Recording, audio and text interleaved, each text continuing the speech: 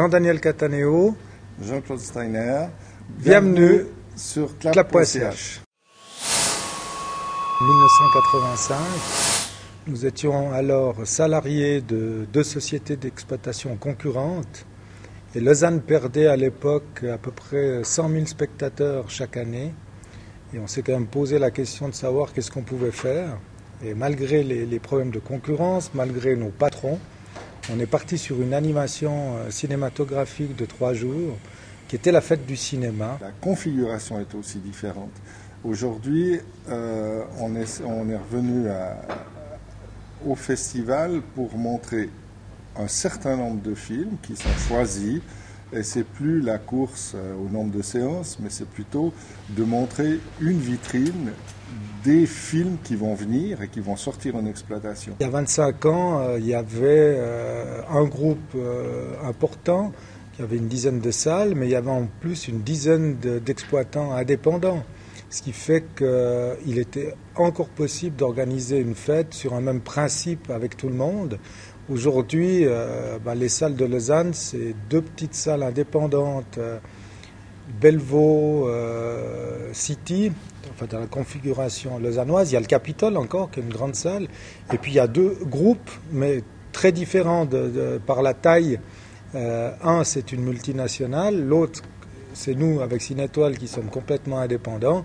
Aujourd'hui, sur le même principe, d'une même fête, d'un même prix, sur un même week-end, on a vu que c'était impossible parce qu'il y a eu plusieurs tentatives, la rentrée du cinéma, le printemps du cinéma, etc. etc.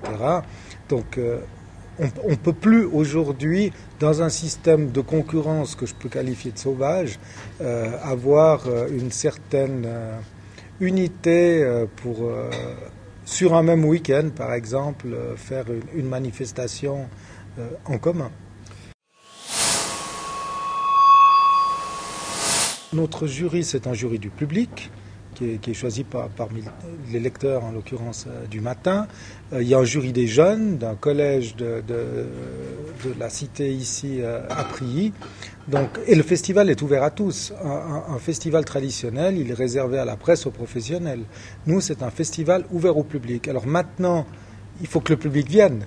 Donc on n'a pas perdu du tout cette notion. Peut-être que c'est un peu plus exigeant dans la mesure où ce n'est pas tous les films à moitié prix. C'est une sélection de films, mais elle est ouverte à tout le monde. C'est assez difficile des fois de faire des choix. Chaque année, des fois on est un peu plus cinéphile, des fois on est un peu plus commercial. Ça dépend le marché du film et la disponibilité des copies. Parce que bon, on est aussi tenu à certaines règles qui sont imposées par les distributeurs, puisqu'on ne peut pas présenter un film qui n'est pas sorti aux États-Unis, par exemple. Donc on doit faire des choix. Par contre, ce qui est intéressant dans le système que nous avons choisi, qui est Ciné-Festival, c'est que tous les films sont présentés dans les mêmes conditions. Et ça, c'est ce qui arrive dans la plupart des festivals, c'est qu'il y a une salle où on présente tous les films. Ainsi, si vous voyez 2 films où vous hésitez, vous allez les voir dans les mêmes conditions. Et non pas comme c'était à l'époque, quand il y avait un film qui était dans une salle avec un très grand écran, puis l'autre qui était dans une salle avec un tout petit écran. Aujourd'hui, ils sont tous présentés dans une même qualité, aussi bien auditive que visuelle. C'est le 100e anniversaire de la première musique de film. Et à ce niveau-là, il y a 2 événements particuliers. L'un, c'est à la Cinémathèque suisse, la présentation du film de Marcel L'Herbier, qui est L'Inhumaine, qui est un des premiers grands films du cinéma muet, puisque le film fait de plus de 2 heures. Et il sera accompagné par la compagnie Eustache. D'autre part, le dimanche au Métropole, alors là, cette fois, c'est sans images, il n'y aura que le son, mais c'est Sinfonietta qui, avec l'accompagnement de la chorale du Brassus et le chœur Proir de Lausanne, va interpréter la cantate d'Alexandre Niewski. Puis, en clôture, nous avons choisi un film qui est aussi, qui traite de la musique, qui est le Soliste. Et puis, alors ça c'est pour la musique, mais à côté de ça, nous avons aussi une collaboration avec le Musée Olympique. où cette année nous présentons un documentaire canadien qui s'appelle Junior, et ça c'est dans le cadre de leur exposition Vancouver 2010, et ça parle de la formation de jeunes hockeyeurs, futurs vedettes de NHL peut-être, mais surtout d'expliquer les problèmes de la formation, à quoi ces jeunes qui ont entre 14 et 18 ans sont confrontés. Ils sont éloignés de leur famille, ils sont mis dans un camp éducatif et hockey, donc ils doivent allier le sport et les études. Et c'est très intéressant de voir le parcours de ces jeunes et d'arriver au moment le plus fort qu'est la draft, qui est donc le choix de sélection pour monter plus haut.